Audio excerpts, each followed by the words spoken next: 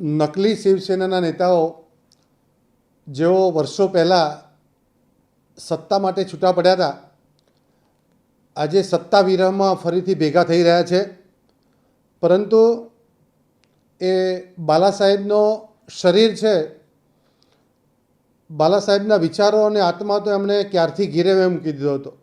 આ ભાગલાવાદી વિચારધારા કોંગ્રેસ સાથેના એમના સંવનન કાળમાં એમના વિચારમાં આવી છે. પરંતુ ભારતીય જનતા પાર્ટી સામાજિક સમરસતામાં માને છે. જ્યાં સુધી પટેલોનો સવાલ છે ત્યાં સુધી પટેલોની પ્રગતિ એ ભારતીય જનતા પાર્ટીને આભારી છે. એ જ પ્રમાણે ભારતીય જનતા પાર્ટીનો ઉદય પણ પાટીદાર સમાજને આભારી છે. એટલે પટેલ અને ભારતીય જનતા પાર્ટી એકબીજાના પૂરક છે.